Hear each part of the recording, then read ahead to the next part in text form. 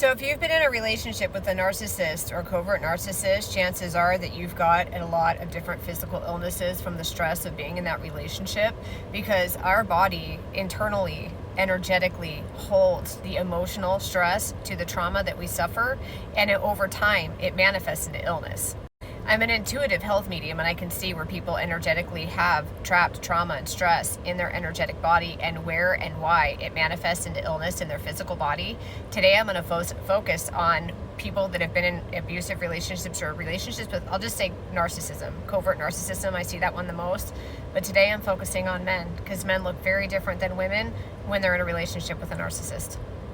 Now, my business is 99.9% women, but all of the men, every single one of them that I have, are exactly the same across the board in what they suffer from physically from the energetic trauma from narcissism. So this video is going to be a little bit longer because I'm going to kind of compare a few things, but please be kind in the comments. Do not bash men.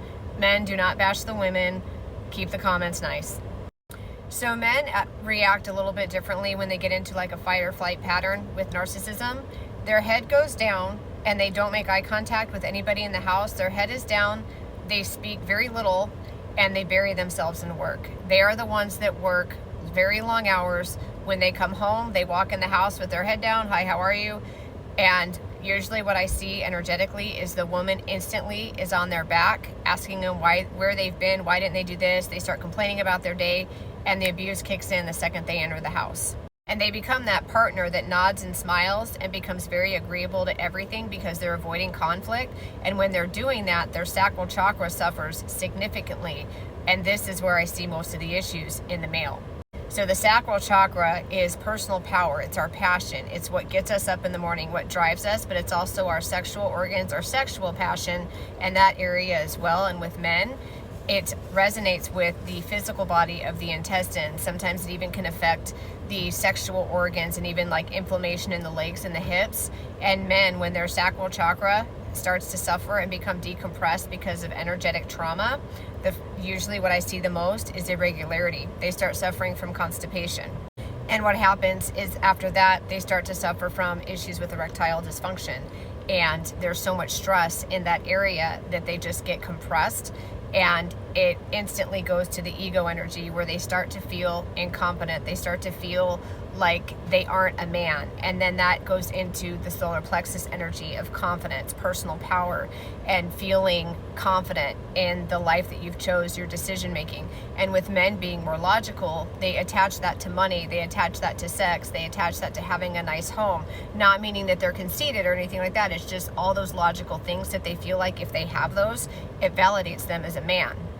And that's where the stomach issues start, because they now start to have irregularity issues. So they're either suffering with constipation or they're irregular, and maybe they have chronic diarrhea, and their bowel movements are just from one extreme to the other. And they also have severe stomach issues, stomach cramping. But because they have to be a man and they have to be strong and look like they're confident and they have control of their lives, they suppress everything even more, and they suffer in their stomach, and they don't tell anybody about it. They keep all of their physical ailments to themselves, and they represent that they're like doing fine and life's good, even though inside their home they're battling a war with a narcissistic relationship.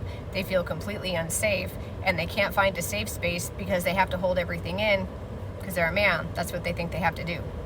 And then what ends up happening after that is their energy starts to feel tased. And this is usually when the ironic thing is the wife, the girlfriend who's abusive, will recommend their husband come to me for a session. And this is where it gets really awkward for me, because I see that their partner is the problem. It's not anything with them. It's the partner and the environment they've created while the husband was at work.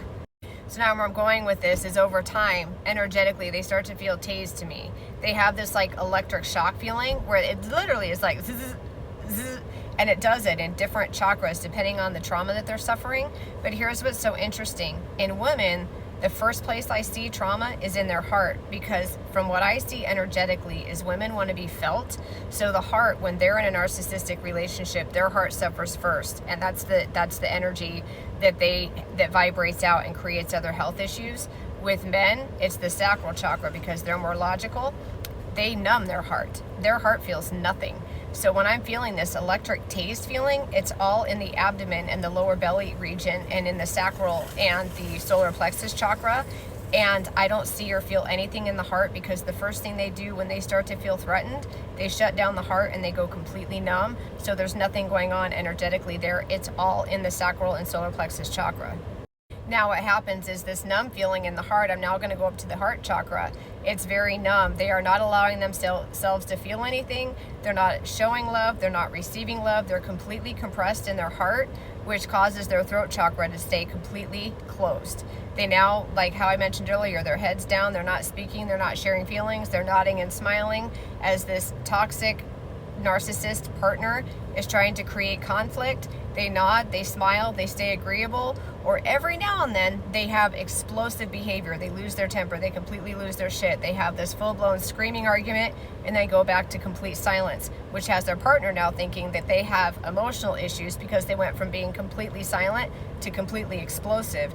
Now their throat chakra is suffering. Now they're having chronic neck pain, TMJ, and sometimes it even gets as severe as migraines, or having thyroid issues or cardiovascular issues in their heart, because everything is so tight in their chest. Their heart, and when I feel it, it literally feels both energetically and physically like someone has their hand around it, like they're squeezing it. Now, if I tap into that squeezing feeling, it'll either take me to their partner, or if they're in a toxic work environment, it'll take me to the boss. And sometimes I feel both, and their heart literally feels like someone has their hand around it and it's squeezing it, and it causes almost like a lump in their throat type feeling, which will even, that's what I feel energetically. And physically what I feel is they have to clear their throat a lot, like their throat is always dry, and they're constantly like doing that because they feel like they have a lump in the back of their throat and they can't get rid of it. That lump is an energetic block of trauma from having their voice suppressed for so long.